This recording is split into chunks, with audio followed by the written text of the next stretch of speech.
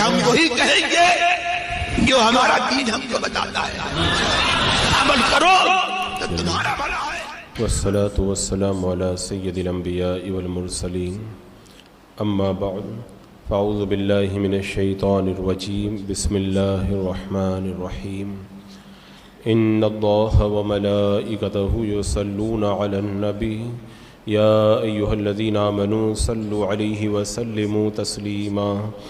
اللہم صل علی سیدنا وشفیعنا وحبیبنا ومولانا محمد وبارک وسلم صلاۃ وسلاما علیک یا رسول اللہ صلی اللہ تعالی علیہ وسلم۔ واصبر نفسك مع الذين يدعون ربهم بالغداة والعشي يريدون وجهه ولا تعد عيناك عنهم تريد زينة الحياة الدنيا ولا تطع من أغفلنا قلبه عن ذكرنا واتبع هواه وكان أمره فرطا۔ اور اپنی جان انہیں مانوس رکھو جو صبح و شام اپنے رب کو پکارتے ہیں، اس کی رضا چاہتے، اور تمہاری آنکھیں انہیں چھوڑ کر اور پر نہ پڑیں۔ کیا تم دنیا کی زندگی کا سنگار چاہو گے اور اس کا کہا نہ مانو جس کا دل ہم نے اپنی یاد سے غافل کر دیا اور وہ اپنی خواہش کے پیچھے چلا اور اس کا کام حد سے گزر گیا۔ اس آیت کریمہ کے حوالے سے حضرت عبد الرحمن بن سہل رضی اللہ تعالی عنہ بیان فرماتے ہیں کہ جس وقت اللہ کے رسول صلی اللہ تعالی علیہ وسلم پر یہ آیت کریمہ نازل ہوئی، اس وقت آپ اپنے مکان میں تشریف فرماتے۔ آپ باہر تشریف لائے تو آپ نے دیکھا کہ کچھ لوگ بیٹھے ہوئے ہیں، اللہ تبارک و تعالیٰ کا ذکر کر رہے ہیں، ان کے بال بکھرے ہوئے ہیں اور انہوں نے بڑے معمولی کپڑے پہن کر کے رکھے ہیں۔ آپ نے جب ان غریب صحابہ کو دیکھا تو آپ ان کے پاس میں بیٹھ گئے اور کہا کہ اللہ کا شکر ہے کہ اس نے میری امت میں ایسے لوگ رکھے جن کے متعلق مجھے یہ حکم دیا کہ میں اپنے آپ کو ان کے ساتھ میں لازم رکھوں اور ان کے ساتھ میں مانوس کروں۔ تو غریب اور فقراء صحابہ کرام کا رتبہ اللہ تبارک و تعالیٰ نے اتنا بڑھایا کہ اپنے حبیب کو حکم دیا کہ محبوب اپنے آپ کو ان کے ساتھ میں مانوس رکھو۔ اور اللہ کے رسول علیہ السلام نے ارشاد فرمایا کہ اللہ تبارک و تعالیٰ، یہ جو راوی ہیں، راوی کا بیان ہے کہ اللہ تبارک و تعالیٰ اپنے نبی صلی اللہ تعالیٰ علیہ وسلم سے فرماتا ہے کہ آپ ان عبادت گزار مومنوں سے نظریں ہٹا کر مالدار مشرکین کی طرف نہ دیکھیں۔ اس فرمانے کی وجہ کیا ہے؟ فرماتے ہیں اس کی وجہ یہ ہے کہ اللہ کے رسول صلی اللہ تعالیٰ علیہ وسلم کے پاس میں مشرکین میں سے بڑے بڑے مالدار لوگ آئے، انہوں نے آپ کے پاس حضرت خباب، حضرت سہیل، حضرت بلال رضی اللہ تعالیٰ عنہ کو بیٹھے ہوئے دیکھا تو انہوں نے کہا کہ جب وہ آپ کے پاس آئیں تو آپ انہیں اٹھا دیا کریں۔ تو اللہ کے رسول علیہ الصلوۃ والسلام سے جب انہوں نے یہ فرمائش کی، اور میرے آقا صلی اللہ تعالیٰ علیہ وسلم یہ چاہتے تھے کہ یہ جو بڑے مالدار لوگ ہیں یہ بھی ایمان کی دولت سے مالا مال ہو جائیں اور جہنم کی آگ سے بچ جائیں، لیکن اللہ تبارک و تعالیٰ نے ان غریب صحابہ کا رتبہ اتنا بڑھایا کہ اپنے حبیب سے اللہ تبارک و تعالیٰ نے فرمایا وَلَا تَطْرُدِ الَّذِينَ يَدْعُونَ رَبَّهُمْ بِالْغَدَاةِ وَالْعَشِيِّ يُرِيدُونَ وَجْهَهُ، یعنی ان مسکین مسلمانوں کو دور نہ کیجیے جو صبح و شام اپنے رب کی عبادت کرتے ہیں اس حال میں کہ وہ اس کی رضا چاہتے ہیں۔ تو اب اللہ کے رسول صلی اللہ تعالیٰ علیہ وسلم نے ان غریب صحابہ کو جو ہے وہ ان کی دل جوئی فرمائی، اور میرے آقا صلی اللہ تعالیٰ علیہ وسلم نے ان کفار کی بات نہ مانی۔ اور یہاں پر یہ چیز سمجھنے کی ہے کہ اللہ نے اپنے حبیب کو اس بات کا حکم دیا کہ جو میری رضا کے لیے صبح و شام لگے رہتے ہیں، محبوب اپنے آپ کو جو ہے وہ آپ ان کے ساتھ میں مانوس رکھو۔ ہوتا اصل میں یہ ہے کہ معاشرے میں ایک طبقہ امیر طبقہ ہوتا ہے، مالداروں کا ایک طبقہ ہوا کرتا ہے، ان کا ایک اثر ہوا کرتا ہے۔ عام طور پر جو مالدار لوگ رہتے ہیں وہ کئی غریبوں کو اپنے ساتھ میں لے کر کے چلتے ہیں۔ اگر وہ امیر طبقہ کسی کام کے اندر ہاتھ ڈالتا ہے تو ان کی وجہ سے بہت سارے غریب لوگ بھی آ کر کے مل جاتے ہیں۔ آپ یاد کریں اللہ کے رسول صلی اللہ تعالیٰ علیہ وسلم نے مدینہ منورہ میں مکۃ المکرمہ میں یہی دعا فرمائی تھی نا، اے اللہ مکے کے اندر 2 عمر ہیں، ایک ابو جہل ایک عمر ابن خطاب، ان دونوں میں سے ایک اسلام کو دے دے۔ حضرت عمر ایمان لے آئے اور پھر حضرت امیر حمزہ رضی اللہ تعالیٰ عنہ یہ بھی ایمان لے آئے، تو ان دونوں کے ایمان لانے سے مکہ کے اندر اسلام کو بڑی طاقت ملی۔ تو بڑے لوگوں کے ایمان لانے سے جو ہے وہ دین کی تبلیغ میں آسانی پیدا ہوتی ہے، اور ان کے ایمان کی وجہ سے غریب طبقہ بھی جو ہے وہ بڑی تعداد کے اندر ان کے ساتھ میں آ کر کے مل جاتا ہے۔ تو یہ ایک فطری چیز ہے۔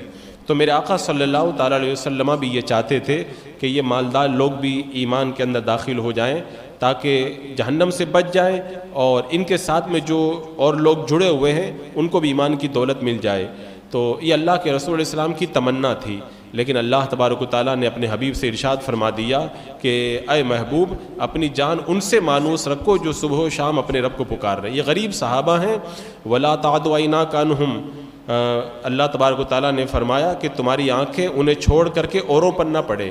یہ جو مالدار کہہ رہے ہیں نا کہ ان کو غریبوں کو ہٹا دو، یہاں سے ہم ایمان لے آئیں گے، اے محبوب ان غریبوں سے اپنی نظر کرم آپ نہ ہٹائیں۔ ان غریبوں کا آپ ہی تو سہارا ہیں، اگر آپ نے ان سے نظریں ہٹا لی تو پھر ان کا کون ہوگا؟ اور حضرت سلمان فارسی رضی اللہ تعالیٰ عنہ بیان کرتے ہیں کہ اللہ کے رسول صلی اللہ تعالیٰ علیہ وسلم کی بارگاہ میں مؤلفۃ القلوب یعنی عینہ اور اقرا بن حابس یہ لوگ آئے۔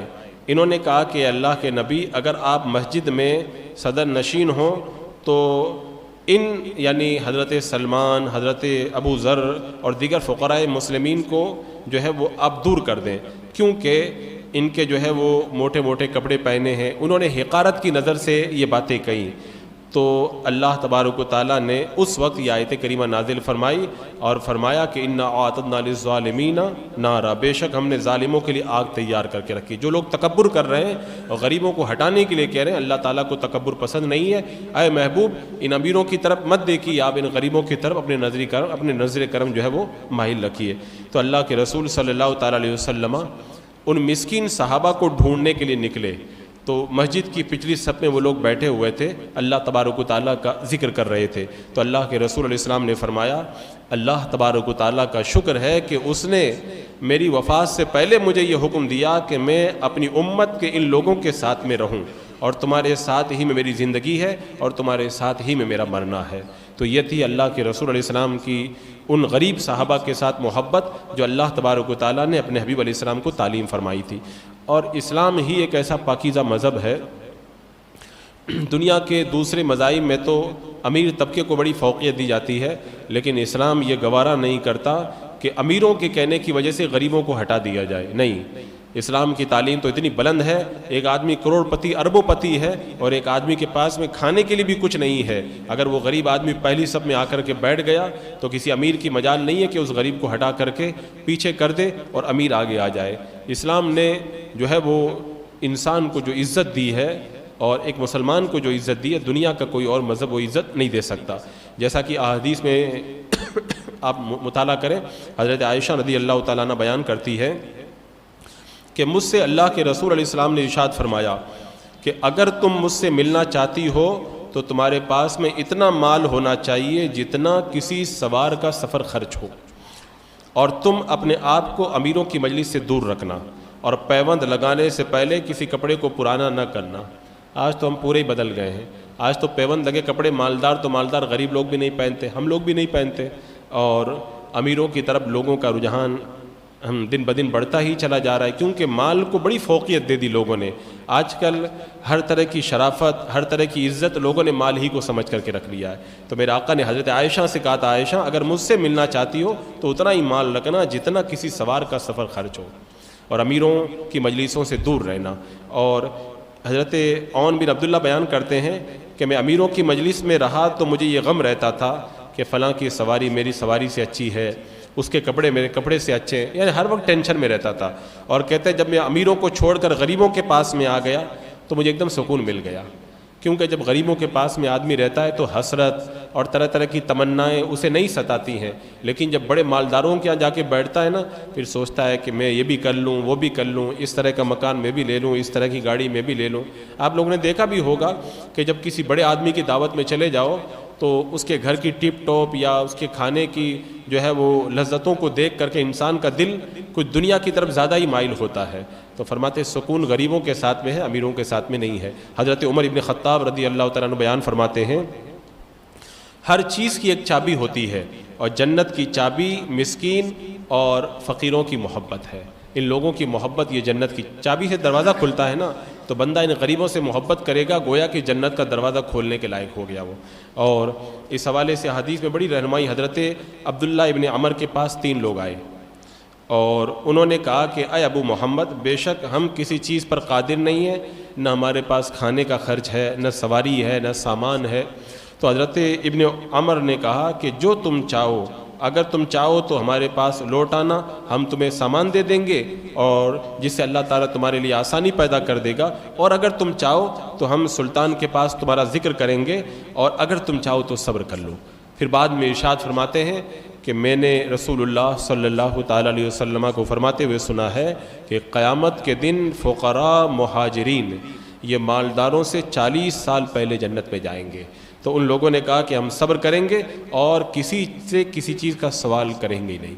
یعنی آپ نے آپشن رکھا تھا، چاہو تو دے دیں، چاہو تو صبر کرو، لیکن صبر کرو گے تو امیروں سے پہلے جنت میں چلے جاؤ گے. تو انہوں نے کہا پھر ہم کو مال نہیں چاہیے، ہم صبر ہی کریں گے، یہی ہمارے لیے بہتر ہے. حضرت انس کا خود بیان ہے کہ اللہ کے رسول صلی اللہ علیہ وسلم نے دعا کی، اے اللہ مجھے مسکین بنا کے زندہ رکھ اور مسکین کے طور پر میری روح قبض کر، اور مجھے قیامت کے دن مسکینوں کے ساتھ میں اٹھا. اور حضرت عائشہ نے پوچھا یا رسول اللہ اس کی وجہ کیا ہے، یعنی آپ مسکینوں سے اتنا پیار کر رہے ہیں، وجہ کیا ہے؟ تو اللہ کے رسول علیہ السلام نے فرمایا کہ مسکین قیامت کے دن مالداروں سے 40 سال پہلے جنت میں داخل ہوں گے. اور آپ نے فرمایا اے عائشہ مسکین کو رد مت کیا کرو، چاہے کھجور کا ایک ٹکڑا ہی دے دیا کرو لیکن دے دیا کرو. فرمایا اے عائشہ مسکینوں سے محبت کرو اور ان کو اپنے قریب رکھو، تو بے شک اللہ تبارک و تعالیٰ قیامت کے دن تمہیں اپنے قریب رکھے گا. تو اتنی فضیلت اسلام نے ان غریبوں کو عطا فرمائی. دنیا کے دوسرے مذاہب کو آپ دیکھیں آپ کو کہیں پر اس طرح کی باتیں نہیں ملیں گی. ہاں ایک سوال یہاں پر دماغ میں آتا ہے، کچھ حدیثوں میں یہ ہے کہ فقراء مسلمین جو ہیں وہ مالداروں سے 40 سال پہلے جنت میں جائیں گے، اور کچھ روایتوں میں ہے کہ 500 سال پہلے جنت میں جائیں گے. تو پھر دونوں کا مطلب کیا ہوا؟ 500 سال پہلے جنت میں جائیں گے یا 40 سال پہلے جنت میں جائیں گے؟ تو اس کی بہت ساری توجیہات ہیں. ایک مطلب اس کا یہ ہو سکتا ہے کہ فقیروں کے درجے الگ الگ ہوتے ہیں، ان کی صفتیں الگ الگ ہوتی ہیں، تو اسی اعتبار سے ان کا اجر بھی الگ الگ ہوتا ہے. کچھ فقیر جو ہوتے ہیں وہ مالداروں سے 500 سال پہلے جنت میں چلے جائیں گے، اور کچھ فقیر جن کا اجر زیادہ نہیں ہے وہ صرف 40 سال پہلے جنت میں جائیں گے. یہ ایک مطلب ہے. اور ایک مطلب یہ ہو سکتا ہے کہ جس کا فقر اختیاری ہو، یعنی جو خود اپنی خوشی سے اللہ کی رضا کے لیے معمولی دولت پر صبر کر کے زندگی گزارے، وہ 500 سال پہلے جنت میں جائے گا. اور جو اپنی مرضی سے نہیں بلکہ مجبوری ہے، پیسہ نہیں ہے اس لیے فقیر ہے وہ، تو وہ 40 سال پہلے جنت میں جائے گا. اور بھی بہت ساری اس کی توجیہات ہیں. حضرت ابو درداء رضی اللہ تعالیٰ عنہ بیان کرتے ہیں کہ میں نے اللہ کے رسول علیہ السلام سے سنا کہ مجھے ضعیفوں اور کمزور لوگوں میں تلاش کرو. میرے آقا نے فرمایا مجھے ضعیفوں اور کمزور لوگوں میں تلاش کرو، کیونکہ صرف ضعیف اور کمزور لوگوں کی وجہ سے تمہاری مدد کی جاتی ہے اور انہی کی وجہ سے تمہیں رزق دیا جاتا ہے. اگر یہ کمزور اور ضعیف لوگ نہ ہوں تو پھر ہماری روزی میں برکتیں بھی اٹھا لی جائیں. انہی کے صدقے میں اللہ تعالیٰ ہمیں عطا فرماتا ہے.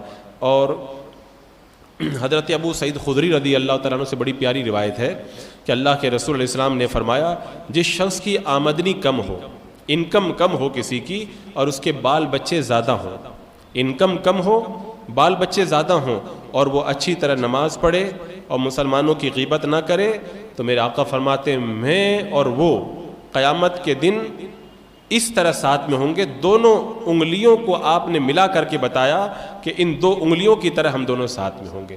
بتاؤ ایک نمازی آدمی جو غریب ہے، بال بچوں کو کسی طرح پال رہا ہے، اس کے لیے کتنی بڑی بشارت ہے. قیامت کے دن اللہ کے رسول کے ساتھ میں ہوگا جیسے 2 انگلیاں آپس میں ملی ہوئی رہتی ہیں. اللہ کے رسول علیہ السلام تو دور سے دیکھنے کو مل جائے تو بڑی خوشی کی بات ہے، لیکن غریب لوگوں کو اللہ کے رسول علیہ السلام اتنا قریب کر لیں گے جیسے 2 انگلیاں آپس میں قریب ہوا کرتی ہے. اور حضرت ابو سعید خدری رضی اللہ تعالیٰ عنہ بیان فرماتے ہیں کہ میں ضعیف معاذرین کی ایک جماعت میں بیٹھا ہوا تھا، اور وہ کپڑا نہیں تھا ان کے پاس میں، کپڑا بہت چھوٹا چھوٹا تھا. تو وہ لوگ کیا کر رہے تھے، آپس میں مل کر کے بیٹھے تھے تاکہ سطر چھپ جائے، اور وہ ایک شخص ان میں سے قرآن سنا رہا تھا، تو اسی وقت اللہ کے رسول علیہ السلام تشریف لے آئے اور آ کر کے ہمارے درمیان بیٹھ گئے۔ جب اللہ کے رسول علیہ السلام کھڑے ہوئے تو قرآن پڑھنے والا جو ہے وہ خاموش ہو گیا، اور سرکار علیہ السلام ہمارے درمیان آ کر کے کھڑے ہو گئے تو قرآن پڑھنے والا خاموش ہو گیا۔ اللہ کے رسول علیہ السلام نے سلام کیا، پھر فرمایا تم لوگ کیا کر رہے تھے؟ تو ہم نے کہا یا رسول اللہ ہمارا قاری ہے، ہمارے سامنے قرآن پڑھ رہا تھا، ہم اللہ کی کتاب سن رہے تھے۔ اللہ کے رسول علیہ السلام نے فرمایا اللہ تبارک و تعالیٰ کا شکر ہے کہ جس نے میری امت میں ایسے لوگ رکھے جن کے ساتھ میں مجھے بیٹھنے کا حکم دیا۔ بتاؤ ان کے پاس پہننے کا کپڑا تک نہیں ہے، میرے آقا فرماتے اللہ نے مجھے تمہارے ساتھ بیٹھنے کا حکم دیا ہے۔ تو اسلام تو اس طرح غریبوں کو عزت دیتا ہے۔ پھر اللہ کے رسول صلی اللہ علیہ وسلم ہمارے درمیان بیٹھ گئے تاکہ آپ اپنے نفس کے ساتھ ہمارے درمیان عدل کریں۔ پھر آپ نے اپنے ہاتھ سے اشارہ کر کے فرمایا اس طرح حلقہ بناؤ، یعنی سب لوگ حلقہ بنا کے بیٹھ گئے، اور پھر آپ کا چہرہ سب کے سامنے ظاہر ہو گیا، یعنی سب کے سامنے آپ کا چہرہ مبارک آیا، اور اللہ کے رسول صلی اللہ تعالیٰ علیہ وسلم، صحابی کہتے ہیں حضرت ابو سعید خدری اس وقت مجھے سب سے زیادہ پہچانتے تھے۔ پھر اللہ کے رسول علیہ السلام نے فرمایا اے فقراء مہاجرین کی جماعت، خوشخبری سنو، قیامت کے دن تم کو مکمل نور حاصل ہوگا اور تم مالداروں سے آدھا دن پہلے جنت میں چلے جاؤ گے۔ آدھا دن یعنی آدھا دن کا مطلب ہے 500 سال پہلے، 1000 سال کا دن ہوگا تو 500 سال پہلے، یعنی تم آدھا دن یعنی 500 سال پہلے جنت کے اندر داخل ہو جاؤ گے۔ تو اس آیت کریمہ میں اللہ تبارک و تعالیٰ نے اپنے حبیب کو غریب صحابہ کے ساتھ بیٹھنے کا حکم دیا اور ان کو اپنے ساتھ میں مانوس رکھنے کا حکم دیا۔ اس سے آپ اندازہ لگائیں کہ اسلام نے ان غریب فقراء مہاجرین کو کتنی عزتوں سے مالا مال فرمایا تھا۔